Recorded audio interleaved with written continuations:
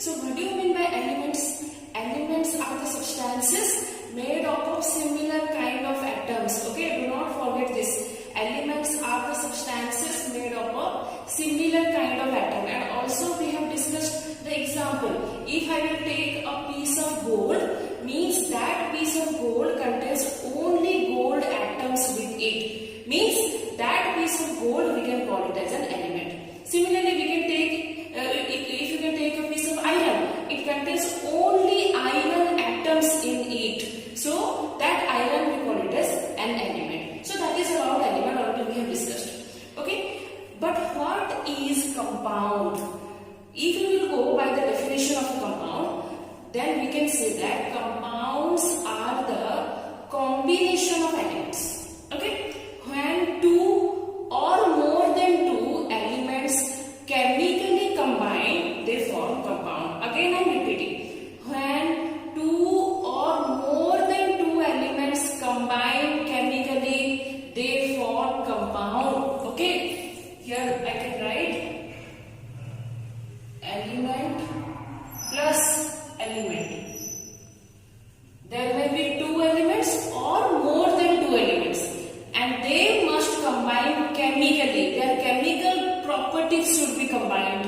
They should not combine physically. Means only appearance wise or only their size or shape wise they should not combine. They should combine chemically. Their chemical composition should be equal. So that kind of substances we call it as what? Compound. Okay, so compounds are the chemical combination of elements. Okay, so here I am giving you one very easy example. If we will take an example of water. So what is the formula of water? You know, all of you know, H2O. H2O is the chemical formula of water. So here you can see how many elements are there here. H and O. Okay, water is the combination of water is composed of two elements that are H and O. Okay, so here as I said, compounds are the combination of elements. Here you can see two elements combined to form a compound. Again, they combined chemically. Okay, why we can say they combined chemically? Because after combination, hydrogen is a gas and oxygen is also a gas. But is water a gas? No, water is not a gas. So see here, when hydrogen and oxygen combines, they will change their chemical behavior. Means they will change their gaseous property to solid and liquid property, and also chemically their chemical structure will also change. Okay, so here these hydrogen and oxygen, these two elements combine chemically to form what? Water. Okay, so this is a very common example of compound. Again, one important thing I want to tell you. You can see here, already I told you in an earlier video also, we cannot change the formula of water. From wherever water we can take, as I said, from pond, from your RO, from the basin, from wherever you take the water, the formula of water will be H2O only. You cannot change the formula of water, is it? So here, this is a very important concept for compound. You cannot change the composition of a compound, or we can say I am just redefining the definition of compound. The combination of the combination of two or more than two elements chemically in a fixed ratio. Remember this definition, very simple definition. The combination of two or more than two elements chemically in a fixed ratio. What is the ratio of water here? How many hydrogen are present? 2. How many oxygen are present? 1. So here we can write the ratio of water as 2:1. Okay, so this is the what ratio which represents water. So you cannot change the 2:1 ratio of water. Okay, you can never change the ratio of water. Carbon dioxide, the formula of carbon dioxide will be CO2 only. Okay, the formula of carbon dioxide will be CO2 only. You cannot change the formula for carbon dioxide. Means it got the ratio 1:2. 1 carbon and 2 oxygen. What are the elements present here? Carbon and oxygen. Okay, got it now? So this is about compound. So how we can define a compound? A compound is a combination of 2 or more than 2 elements chemically in a fixed ratio, in a fixed proportion. Okay, so that is known as compound. Okay, so now come to the next topic related to compound. Representation of a compound, or we can say chemical formula of a compound. Okay, how we will represent a compound? Already we have discussed how we will represent an element. We will represent an element by means of symbol. Okay, hydrogen can be represented as H, oxygen can be represented as O, helium can be represented as He, sodium can be represented as Na. Some of the elements are represented by their Latin names, and some of the elements are represented by their normal names. Okay, so do not get confused why some of the elements are represented by Latin names. It is based on their period of discoveries. Okay, so when the discovery period means in which period which elements are discovered. In the European stage, Indo-European stage, it is discovered or what? So based on that, they have given the Latin name to the elements. Okay, so that is the different thing.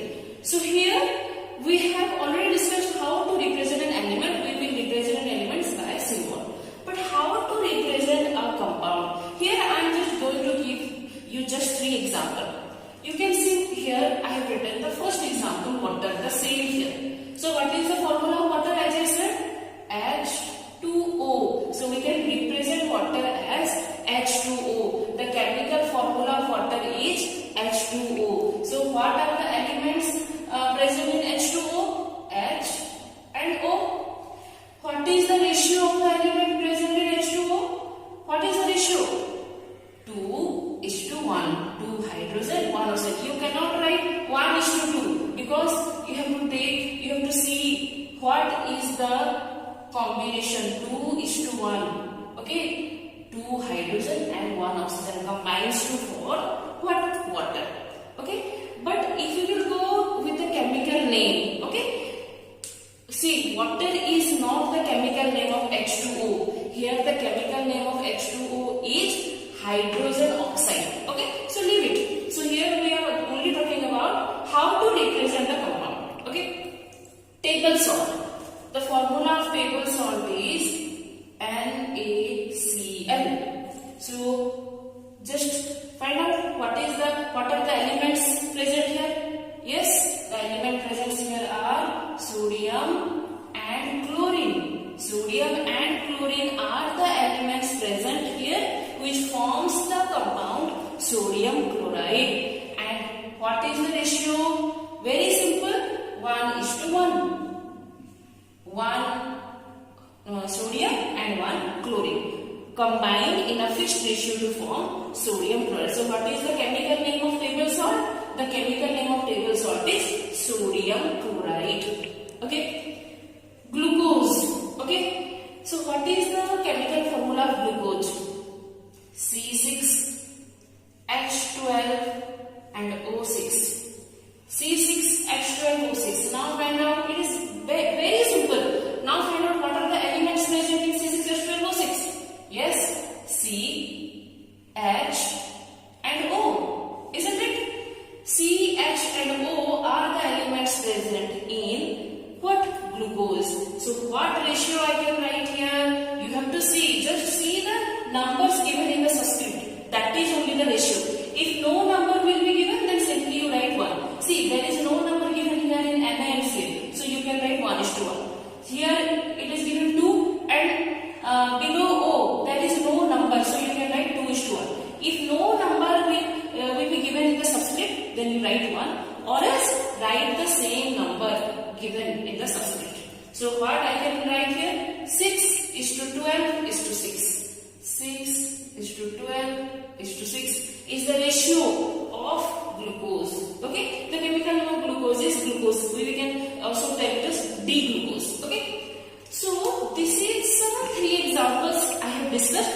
some more I will give you. Okay, after discussion in our group, I will give you the more number of or more chemical formulas of the compounds.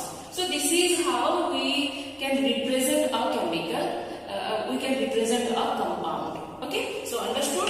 Again, go through it. Try to find out some more. Okay. Now, what are the characteristics? Okay, representation over. What are the characteristics of a compound? Okay, how we can determine that this is a compound? Okay, one by one, let me tell you. Represented by a chemical formula. Already we have discussed. Compounds are always represented by a chemical formula, and elements are represented by symbol. Okay, so represented by chemical formula. Composition of compound is fixed. This one also already I have discussed. The composition of compound means, suppose again I am writing here H2O. The composition of water will be always 2 hydrogen and 1 oxygen only. You cannot write H2O2. If you will write H2O2 means it will be hydrogen peroxide. Okay, so you cannot write the formula H2O2 for water. For water you have to write the formula H2O only, because the combination of water is 2 hydrogen and 1 oxygen. So here composition of a compound is fixed, means the elements that are forming the compound, that are combined in a fixed ratio, in a fixed composition. Okay, it is a chemical combination of 2 or more elements. As I said, it is a chemical combination of 2 or more elements. Here we can see the example. Water is a combination of 2 elements, hydrogen and oxygen. Table salt is a combination of 2 elements, sodium and chlorine. Glucose is a combination of carbon, hydrogen and oxygen. So here, as I said, maybe 2 or more. Okay, the chemical combination of 2 or more than 2 elements for compound. The last one, a compound can be broken into its elements chemically. So here, if you will see water, what are the elements of water? Hydrogen and oxygen. So we can separate hydrogen and oxygen from water in chemical method, not in physical method. Anyhow, when we will discuss about mixture, there we will discuss about the separation techniques. Okay. So here, this point is very important. Remember, a compound can be broken into its element chemically. Whenever we are talking about a compound, it consists of some elements, and we can separate the elements. We can separate carbon, hydrogen and oxygen from glucose, but in chemical method, not in physical method. Okay. And one more thing here I have not written. The property, see, carbon, hydrogen, oxygen, the 3 are gases, but when they form glucose, it is not present in its gaseous form. Means when elements combine to form compound, they will change their physical behavior, or they will change their physical property. Okay, so the property of carbon, hydrogen, oxygen will not be same as that of what? Glucose. Okay, so here we have discussed general characteristics or a general view of compound. I think you got a general idea of compound. So again go through the topic. It is given in your book. Again go through it and again find out some more compound by your own and try to find out its chemical formula, its elements involved and the ratio. Okay, and also try to find out its chemical names. Okay, so this is all about compound. So let's discuss the next topic. So students, let's discuss the next topic or a very new topic for you, that is valency. Already we have discussed about compounds. Okay, now let's talk about valency. It is a very important topic, and in short, it is given in your book. When you will go to your higher classes, you will have a detailed study about valency. So what do you mean by valency? So already we have discussed that elements are composed of similar kind of atoms. Okay, so whenever we are talking about the element or compound, so there are something which need to be combined. In elements, the atoms need to combine to form the elements. Okay, from the molecule, and the molecules they will combine to form an element. Okay, but in element the atoms should be of similar kind. If you are talking about gold, means it should contain only gold atoms with it. But when we are talking about compound, it may be the combination of two or more elements. So whenever we are talking about an element, so the capacity of an atom to combine and to form the element is called as valency. Don't worry, again I am repeating. The combining capacity of the atoms of an element is called its valency. Means here if I am talking about the piece of gold, means it contains only gold atoms with it. It contains only gold atoms with it. Means all the gold atoms have some capacity to combine with each other. All the atoms are they are in their boundary. They cannot cross their boundary. They all got some limits. Okay, as I said, students, this is a very vast topic. So I am trying to tell you in a very short way, and it should be well understood by you. So listen it carefully. So whenever we are talking about valency, means it is the combining capacity. What is the capacity to combine? Okay, already we have discussed that atoms combine to form element, elements combines to form compound. So what is the combining capacity? So that combining capacity is known as valency. So I am going to tell you some topic. I am going to discuss one topic that is not given in your book, but to make you understood about valency, I need to explain the topic to you. Listen it carefully. Okay. So let's take an element, sodium. Okay. And again one element we can take chlorine. Okay. I have taken two elements, sodium and chlorine. So remember students, every element contains a negatively charged particle. Okay. Every element contains a negatively charged particle. We call them as electron. Okay. What we call them as electron. It is represented as like this, E minus, like this. Okay. All the elements. Okay. So anyhow in your higher class you will read about electron, proton and neutron. I am just here only discussing about electron. Electron is the negatively charged particle present in every element. Okay, and every element want to be in their stable form. Every elements and compounds want to be in their stable form. All the elements want to be stable. So how they can be stable? All these elements here I can see you. If we will talk about sodium, then it got some orbits. So these are the orbits. 1, 2, or simply we can also call it as shells. S-H-E-L-L, shell. So like this sodium, chlorine also got some orbits. These are the orbits of chlorine. So all the elements got orbits, or we can call it a cell. In the first orbit, this is the first orbit, this is the second orbit, and this is the third orbit. So in the first orbit, they can possess or they can have 2 electrons. Only they can have 2 electrons in the first cell, and rest all cells they can have 8 electrons. Okay, remember in the first orbit, this is the first orbit. In the first orbit, they can only possess 2 electrons, not more than that.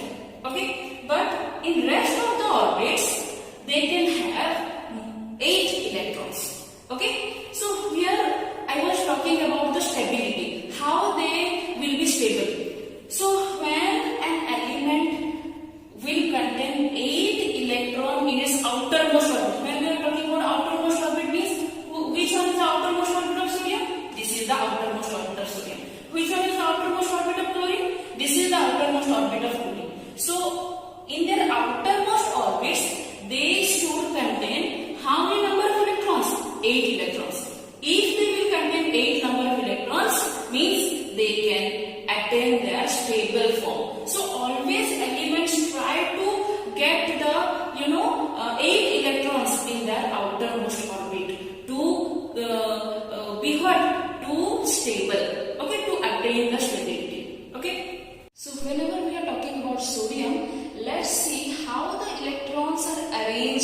in sodium. Okay, so if we see the atomic number of sodium is 11. Here I am not discussing the atomic number, need not to discuss, later on in your higher class you will read. So as the atomic number of sodium is 11, means it will arrange its electron in such a manner that it should be over in 11 electrons. So as I said, in the first orbit or in first cell, how many electrons they can have? They can possess 2 electrons. So these are the 2 electrons present in the first cell. Then 2 over. Okay, from this 2 over. Again, in the second shell, they may contain 8 electrons. 1, 2, 3, 4, 5, 6, 7, and 8. In the second orbit, they may contain 5. How many remaining? 1. So in the outer orbit, they contain 1 electron. Okay, so all these things you will read in your higher class. Just to explain you about valency, I am doing this. So here, if you will talk about sodium, then its outermost orbit contains how many number of electron? Only single electron. Okay, let's talk about chlorine. The atomic number of chlorine is 17. Means how we can arrange it? Obviously the first cell 2, because in the first cell it cannot possess more than 2. In the second shell it can have 8. 1, 2, 3, 4, 5, 6, 7, 8. Okay. Again 7 remaining. Where we can keep them? In the outer orbit. 1, 2, 3, 4, 5, 6, and 7. Okay. Got? 2, 3, 4, 5, 6, 7, 8, 9, 10, 11, 12, 13, 14, 15, 16, and 17. Here also 1, 2, 3, 4, 5, 6, 7, 8, 9, 10, and 11. So it got 11 and got 17. So like this they will arrange their electrons. So what you can mark here? What you can examine by seeing this? As I said, students, all the elements want to attain their stable state, want to be in their stable form. And how they will be in their stable form? By having 8 electrons in their outermost shell. So here we can see for sodium, it got 1 extra electron. Means if it will remove this electron or if it will lose this electron, then it may have 8 electron now. Now the first orbit is now vacant, means it is of no use. So if you will lose this electron, suppose if it will lose this electron, means now the outermost orbit will be vacant. It is of no use now. So now this will be the outermost shell of sodium. How many electrons now it possesses? 2, 3, 4, 5, 6, and 7, and 8. Means now it can attain its stable state. So sodium will give 1 electron. It will donate 1 electron. To whom? To chlorine. Why? See the outermost electron of chlorine. 2, 4, 6, 7. Means it needs 1 electron to attain its stable form. Means when it will gain 1 electron, now it is in its stable form. So here you can see sodium now in its outermost shell. How many electrons it have? 8. Chlorine now how many electrons it have? 8. Now they are in their stable form. So this is called combining capacity. Means sodium can able to give 1 electron and chlorine can able to accept 1 electron. So the combining capacity of sodium is 1 and the combining capacity or the gaining capacity of chlorine is 1. So here we can say the valency of sodium is 1 and the valency of chlorine is 1.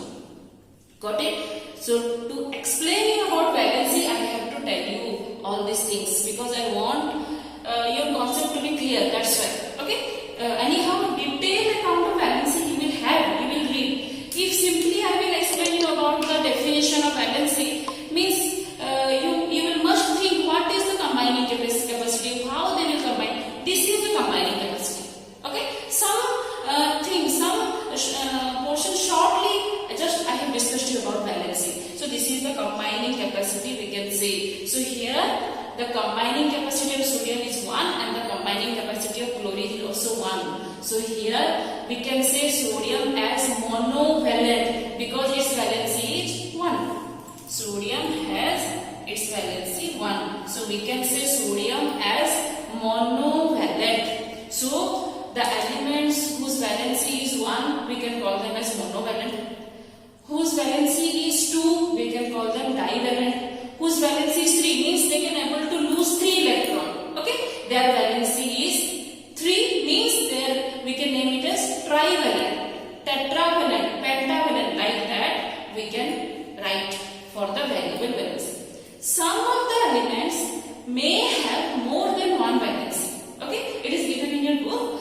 You can just see that table. It is given. Some of the elements may have variable valency. Okay, like calcium. Calcium has variable valency means its valency is not single. It do not have a single valency. More than one valency it may have. Okay, that we call as variable valency. So this is all about valency. You now only remember the definition and about monovalent, divalent and polyvalent. So what is the definition?